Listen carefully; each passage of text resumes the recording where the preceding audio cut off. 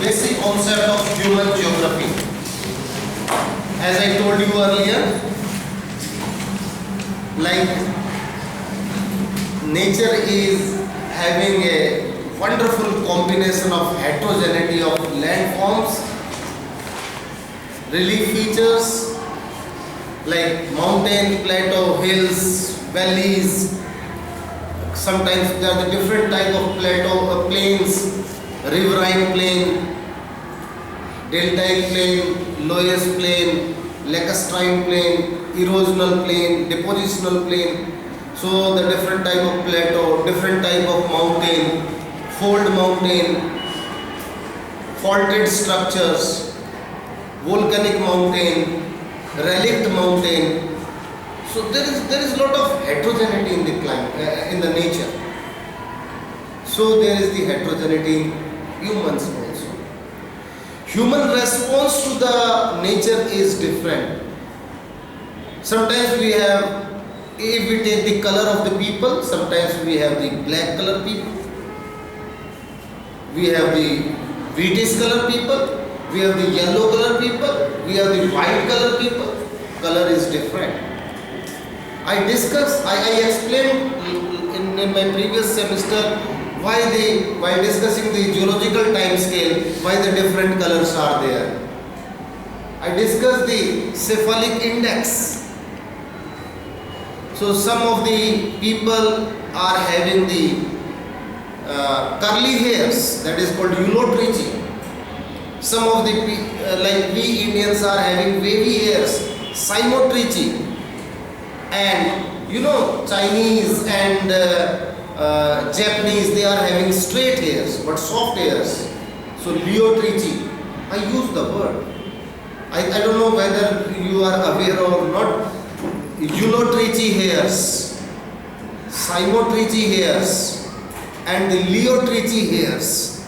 So we have the different hair, different color of the skin, different stature. Chinese or the Mongoloid people have the different stature.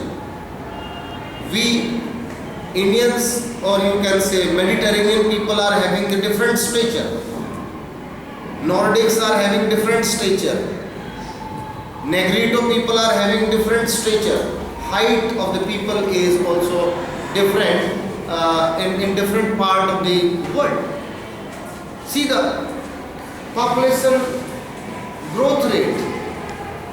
Some of the reason we are having very high population growth rate, some of the reason we are having the lower population growth rate. Some of the reason we are having very high population density but very good living standard. But on the other hand, we have very low population density and very low living standard. कई बार कहते हैं कि ज़्यादा लोग होने से resources पे pressure आता है. That's not true. Western Europe is densely populated and living standard is equally high. Africa is sparsely populated and full of resources but living standard is very low. So this is how it is, because how man respond to the natural conditions. So our population growth rate is different, density is different, demographic composition is different. Simultaneously, human movement, migratory movement. Some of the people, some of the social groups are more migratory, while some of the people are more self-enclosed. They are not migratory. So this is basically the why they are not migratory. Like the people of Punjab and one of the most developed state of the country, and the people of Bihar along river Ganga.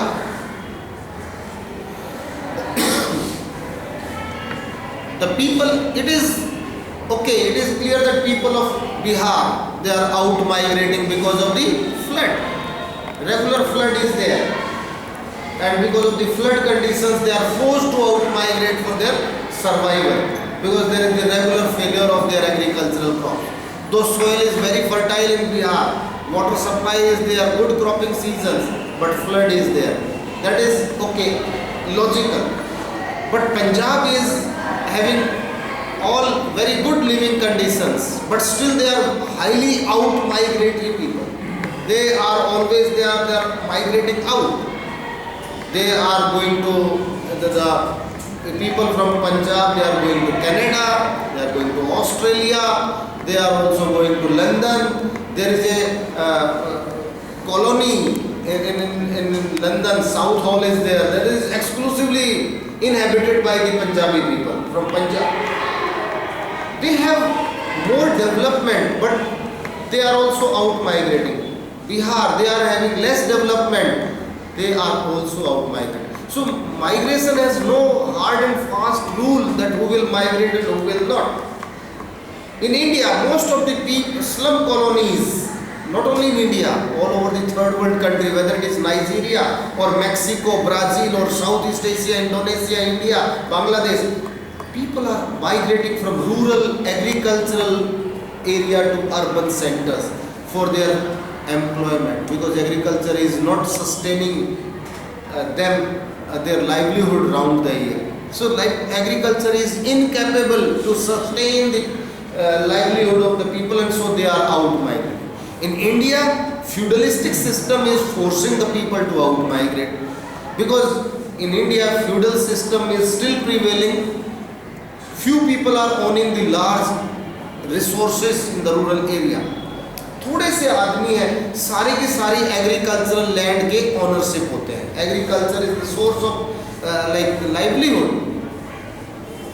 और ज़्यादा से लोग होते हैं, उनके पास कुछ भी नहीं होता, वो उनके ऊपर डिपेंडेंट होते हैं. So the gap is there. Though the people who are working in the agricultural area, they are not the owner. That's why in feudalistic system there is a word we use, absentee landlordism. खेती तो करते हैं लेकिन उसके मालिक नहीं है. So in such condition the farmer cannot be enterprising, क्योंकि उसकी खेती कोई और खेती का मालिक ही तो अपने खेत के प्रोग्रेस के ज़्यादा प्रोडक्शन इंक्रीज का डिसीजन ले सकता है. When it is leased out, they cannot take innovative steps, they cannot take risks. Like Punjab had the green revolution, उसका सबसे बड़ा कारण ये भी था ownership. Whosoever is cultivating the plot or the farmland is the owner of the land.